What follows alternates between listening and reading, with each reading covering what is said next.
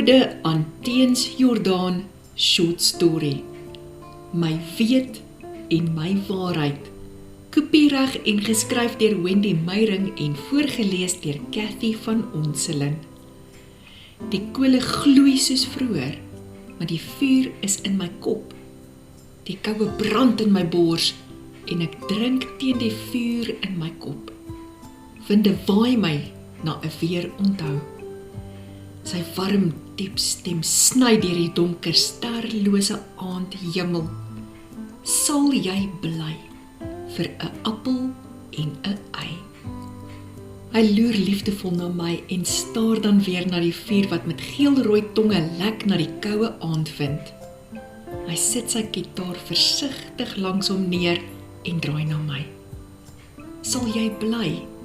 Vra hy en vat my koue hande in syne.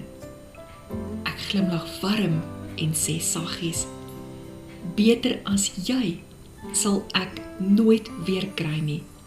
Soos asem vloei jy reg deur my. Jou glimlag soet. Die eerste keer toe ek my kry, stap jy woordeloos deur my, soos bloed.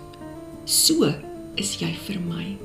Prewel hy soos hy diep in my seegroen oë staar.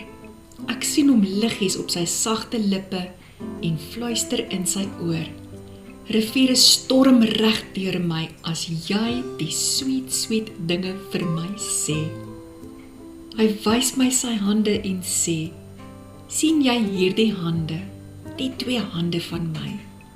Ek sal jou daarmee veilig hou, elke tree van die pad jou op my hande dra. Ek druk hom saggies en sê, ek weet jy sal. Ek tel sy gitaar op en vra, sing vir my ietsie voor die storm kom. Skryf vir my 'n bottelbrief, jou hart se serenade. Sing en gooi jou stem oor al die vlaktes. 'n Uil se geroep ruk my terug na die koue vuur voor my.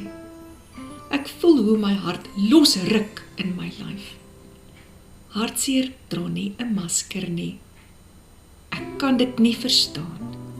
Ek hoor dan nog jou naam. Jou groet ego steeds in my.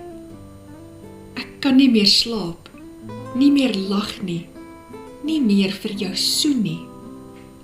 Dit is die raaisel van die skaakspel en die uurglas wat die tyd tel. Nou sien ek jou net deur 'n gebroke lens, roeper van my hart. Met my hart maak ek my laaste wens. Hoorder van my roepstem, hoor my. Weet, by jou is my weet en my waarheid, is die plek waar ek rus kry. My lewe vir altyd, 'n leeftyd geanker in jou.